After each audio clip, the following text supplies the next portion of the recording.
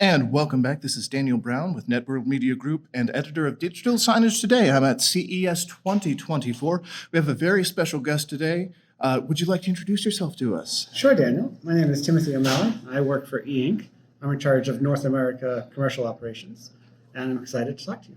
This is and thank you for making time for me. This is personally exciting for me. I'm so passionate about the sustainability side of technology and even making the world a little bit of a better place, hopefully, in the process. And it seems to me that E-Ink has such an explicit mission that is tied in both with great technology, but also trying to help the environment. For those of our audience that may not be familiar, can you tell us about your role in things like, I don't know, the Kindle experience and so forth? Sure. Let me walk into that. You started with sustainability. We're big in that. We understand that the world needs a low-power display technology, whether that's for carrying the Library of Congress in your pocket, as you described the e-readers, or for signage. We've seen regulation passed in Europe where they only have 6 hours a day they're allowed to use these high energy using advertising signage. With the war and so forth. Right, with the energy sensitivity. Yes. So bringing forth a low power solution to some of these challenges we think is key in enabling, and we're very proud to do that. At the same time, we're trying to back that up. We're walking that walk. We were recognized by Dow Jones Sustainability Index in December as being a leader in our sector. Wow. Now, what does that entail? Because I've seen some firms talking about this. What does the DJIA status mean? So generally, those types of assessments look at the entire range of your company. Do you have an ESG board? How do you look at your waste and your energy usage? So do you use renewable energy? Have you been advancing your targets over time? And so we have a multi-layer project. Not just talking the talk, you're walking the walk. Yeah, we were RE20 last year, so 20% of the global energy used by E-Ink was renewable, and 100 RE100 in the US. So yeah, we're trying to not only have a product that helps our customers and consumers be low power and support a future, we're trying to back it up by what we're doing. Now, this is very important, and I want to underscore this. Sometimes I go to events and talk to people, and they don't understand that there's a huge B2B component as well, and a large part of my audience is B2B. So they might tune out and say, oh, well, this is just Kindle's consumer devices. Can you correct that perception? Sure. Starts off by saying there's over 1 billion displays installed. So there's over 900 million in retail. Most of the time people go to a store, they would not even recognize that the paper they're looking at isn't actually paper. It's one of those color e-ink displays that's showing that price and the product information. Black Friday, I went to Best Buy. I was looking at tablets and things, and I had to do a double take because one of the price informations switched, and I was like, but that's paper. Exactly. So there's far more installed than people would realize, in part because the advantages of our tech are it just blends in. Yes, a big part of our business is e-readers and e-notes. We've seen 26, maybe 27 e-note products launch last year. So there's a growing awareness and interest in the e-note. We're bringing color to those solutions. So we're increasing that awareness by color. We're talking about why it is sustainable for your health to choose an e-reader or an e-note. Is that with the blue line and so forth? Exactly. There was a study done by the Harvard School of Public Health that we supported them that looked at how much damage to your eye cells from regular tablets and from an e-ink display with a certain front light. And we found that up to 3 times better, less damage to eye cells using the e-ink display. Wow. And so we want to tell people, if you're going to be using a display 9 to 13 hours a day, maybe some of that time you could make a healthy choice. So for office and industry, I'm looking at a screen 16 hours a day easily. Yeah. And your kids. My kids, probably more. Well, did you see that study recently about young people, children, teenagers, massive amounts of myopia? Yes. Yeah. Related to screens, they think. They think it's related to screens. I haven't seen anything that's really proof yet, but it certainly is the conventional wisdom. They've actually banned traditional tablets in many of the schools in Asia because there's a higher sensitivity to it there. Wow. And so, yes, you imagine that there is an opportunity here to educate people on sustainability for the earth, sustainability for you personally. And can we just say it's not just the tablets, and I'll ask you about this remarkable here in a second as well, but it's also one of my local coffee shops. They want to have a nice color price menu that's low power. You design technologies that can help them too, right? Like throughout businesses, retail. Yep. So this is part of our color story. As you look at many of these retail, these quick service outlets, they want to be able to show pictures of their product, of their food. Johnny Rockets is in the food court here, and they have a nice picture of their hamburger. So color is necessary for that. We've been advancing our color tech for years. And with our Spectra 6 announcement, we've really seen feedback that it has reached the level of vibrancy and quality that we're in the right space. Wow. So now we have something that we can go to, especially these retail locations or these advertising locations, and say, hey, we can help you make a choice. We can save you running some power. We can reduce your energy use. And it's still a beautiful, pleasing, almost four pass printing press sort of color. How would you describe the position that you have when you look at, the market's so dominated by every time a small to medium opens a shop, they want to go to Walmart and pick up an LCD, LED screen, et cetera. Do you find yourself dominating a larger and larger percentage of the screens we see throughout the day going forward? We generally look at surfaces as a available market for us. But our first step is really to think about paper replacement. If you were to ask me where is the opportunity, I'm looking at where we're still using paper. And so many of the advertising institutions in the world, most cities don't want to look like Las Vegas. You and I were sitting here in Las Vegas. It's very bright. Most cities don't want to look like that. And so if you go to these bus stops or you go to the bus shelters or the train stations, they still use paper in a lot of places for advertising because of the look. So we want to lean into, let's go places where our advantage of looking like paper partnered with this low power makes sense. Of course, we also want to be in some of the quick service restaurant retail locations, and that makes sense. You can go down and you can buy a very cheap monitor, and I understand why people would do that. Sure. At the same time, somebody showed me yesterday a mom and pop store, just one guy, garage that rolls up and down. He's got a little grocery store. Mm-hmm. He's completely outfit with e-ink shelf labels. Wow. Just controls them from his phone. That's how he does all his pricing. It's his little point of sale system. Wow. So it's not just big box retailers. We're seeing the introduction of, we want to have the efficiency gains. We want to have the beautiful look in small to large. And one of the interesting things I've seen, two things you brought to mind just now. I read about FIFA, I believe, the bus system adopted e-ink and reduced the power footprint, if you will. And I also saw something about cars now, experimenting with cars. Is that true? Sure. Yes, it's true that FIFA did adopt it in those bus shelter systems. And we've also, each of the last two CESs had cars covered with e-ink material. Wow. So what we wanted to do was sort of wake up the world. Hey, look what we can do. BMW did their iFlow D car. It's a beautiful car. Oh, that's the one I saw. The pictures were really wild. Yeah, they're really wild. And we went out there and people were like, wow, does that mean you can? And now we have a guitar over here that Cream showed at NAMM last year, big trade show, using I just noticed. film. It's changing. Correct. This is the first moment where I'm like, it's changing. Yes. And so we're starting to... We'll give people a quick view. This is pretty darn cool, I'm not going to lie. Now, is this one of the color or just a monochrome? This one's black and white. Okay. We all hope for the color someday. Yeah. Personally. Well, is this going to come? Well, of course, what we've been talking about this whole week is, and we want to see it on stage in the Sphere because we're in Vegas. Sure. That's my first thing. I get 3 hours to myself after the show's over, and I'm going to go straight to Sphere. Nice. There's a phone over here from it's the brand is Infinix. It's made by the number 5 phone company in the world. So they are big in Africa, and they also integrated the same color-changing film that we saw in the car, that we see in some other products, into the back of the phone as a design element, just for fun. Wow. So you can change and customize the pattern to different colors based on your whimsy. So there's almost a surprise and delight element here beyond let's save the planet. Let's also just do stuff that's really effing cool. Yes. But not effing, the other thing. Cool AF, yes. And there's a Lenovo product that was just announced at CES this week where they have taken that same film and put it on the front of the laptop. So again, you mean I don't have to do bumper stickers anymore as a college kid? yes, exactly. And someone was telling me the reason they put stickers on their laptops is so that someone doesn't accidentally take them because all laptops look alike. That's exactly the problem. So okay, what about clothes? I have to ask because I'm imagining was that film in the 80s where he had a jacket that changed. I've wanted that my whole life. Yes. Let's just say it's on the horizon. Okay. No specifics yet.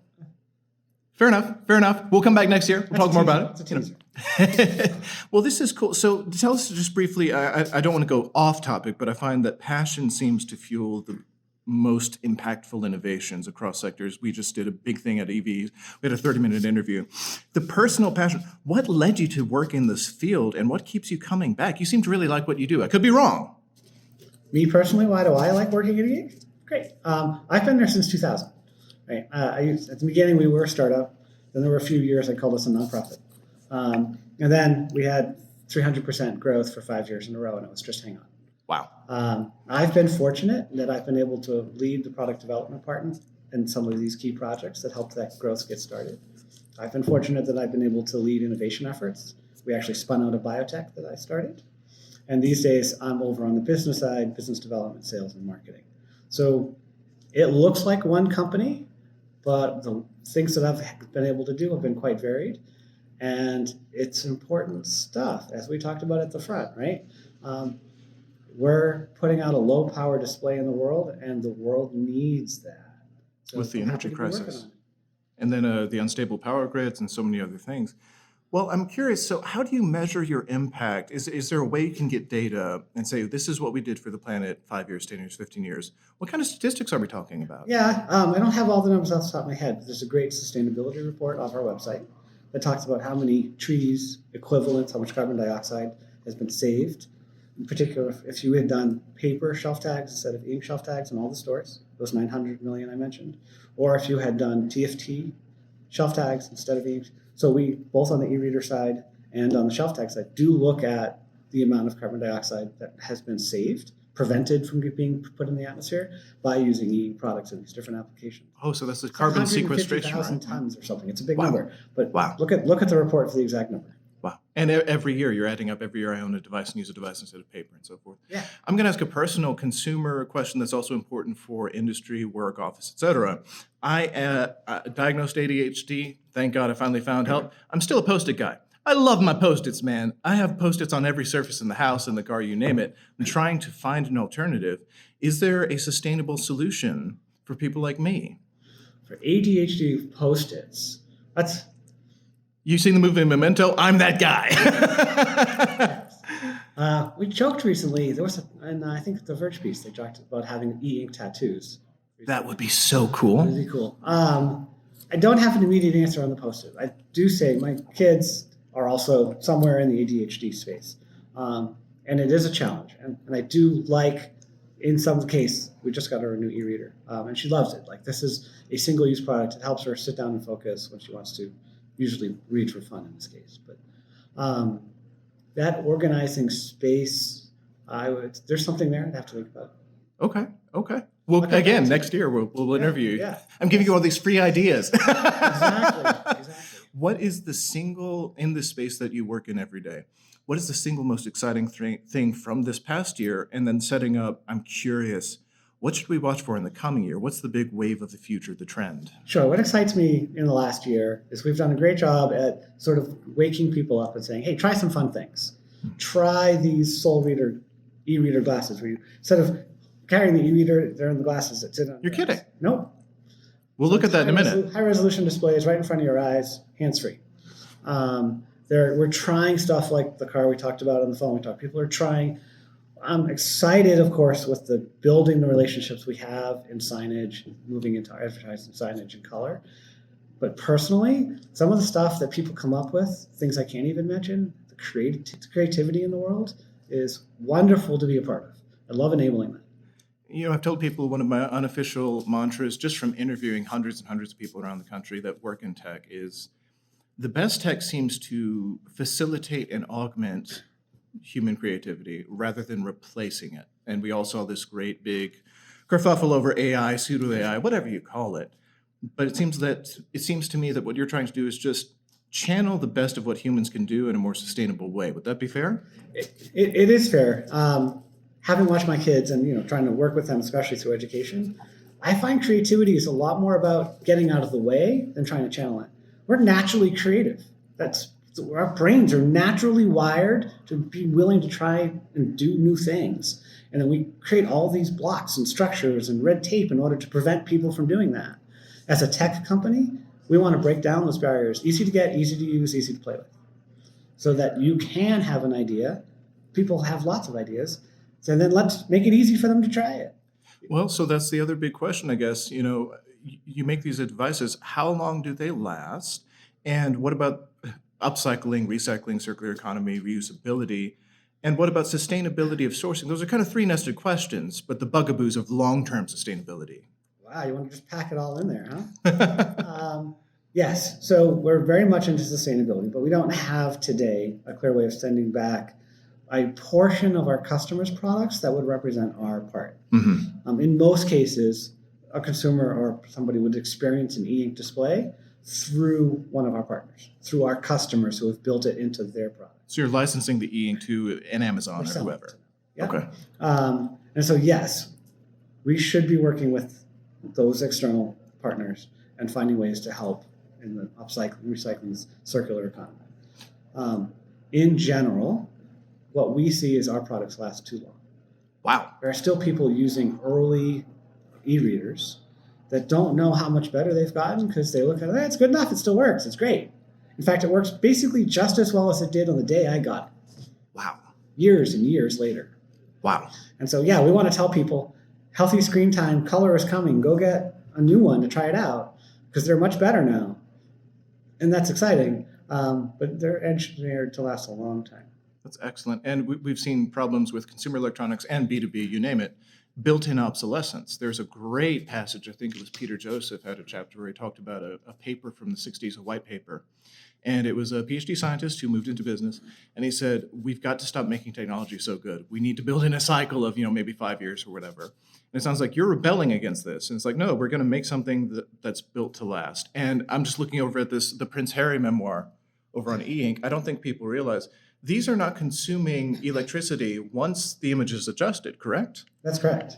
Once the image is on there, it doesn't take any electricity at all. In most cases, if you're using a device like an e-note, you're taking notes, it's sleeping until you engage with it, so it's trickle using. If you put it to sleep, then it's not using anything. And then if you wake it up and you engage with it, every time you change the image, it uses a small amount of power. Again, selfish on behalf of the masses. Is there a future with mobile devices with this technology for folks that don't mind monochrome or going into monochrome mode or even using the color mode? And then, is there a future where I can replace my monitor that I'm staring at for at least 16 hours a day with an e-ink alternative for my computer? So I'm going to object to the black and white characterization. We are introducing color across all our applications. We've been working for a long time on color, and it's gotten to the point where people are accepting it. If you look at this wall of the 26, 27 plus product launches last year, many of them were color. Wow. There is a phone over there. There's three phones over there, actually. One of them is color. So people are experimenting with this, the light phone. It's the minimalist phone. There's an Android phone, so it's better for your eyes, but it's the full Android experience. And some spaces in between. We do have two companies that are making monitors. Dassault has a monitor, and Onyx, who does make one of those ebooks, also has a monitor. We have one over here. We have several people that use it every day in the office. If you're reading contracts all day or looking at email, it could be, again, into that healthy screen choice. We're still working with these partners to optimize that experience in the monitor. It's early days, but we see that there's something there. Wow. So I could be reading all my hundreds and hundreds of newspapers every day to catch up on what's going on. Yeah. And maybe not getting that blue light. Correct. Exactly. You said it perfectly. Now, for those of our audience that may not be as familiar with the physics and science and engineering of it, in a nutshell, if you can simplify, I'm curious, what's happening in this screen that's so unique and different from the light-emitting diodes we all know? Sure. So in most cases, the light-emitting diodes are pushing light out into your eyes. The core e-ink display does not push out any light. If we add a front light, it reflects the front light, so it's still reflecting. But the e-ink base displays, whether they're color or black and white, use the light that's available, ambient or from the front light, and they reflect it back to you. Just like if you picked up that newspaper or your paper off your printer, reflects the light back to you, it doesn't generate any light of your own. It looks like that. It looks like that piece of paper. Wow. We do that by using the same type of materials that printers use, the same whites and the same colors. We engineer them so that we can move them with some voltage controls. And we make that into a very thin film. Wow. So fundamentally, it's a very thin film with the same type of particles that would be in your typical printer. And we use voltage controls to move those up and down to control what your eye sees in each pixel. Wow, that's amazing. That's amazing. We'll talk more deep science later because I've got questions. Okay. All right, so this is cool. So in the coming year and even at this current show, do you have a couple of favorite things you'd like to show and tell us about? In the coming year, well, I can't tell you anything that's not launched yet, but I am excited to see where people continue to play with some of these new films. I'm excited to see what will happen with the continuing growth of the Eno category as color comes in.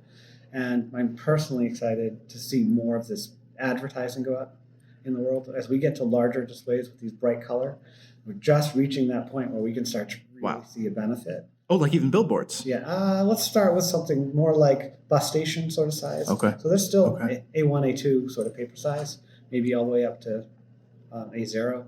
Well, we're by the sphere, so now I'm wondering, do you see a future where you could go to ultra big, like entire buildings even? Yeah, we can do tiled and segmented. We are in a building in San Diego Rental Center does have over 200 tiles on it. Each tile is individually solar powered. So we are on buildings in some cases. I think this is a walk before you run. There's a lot of opportunity in front of us on some of the design elements we talked about, everything from guitars to laptops to phones.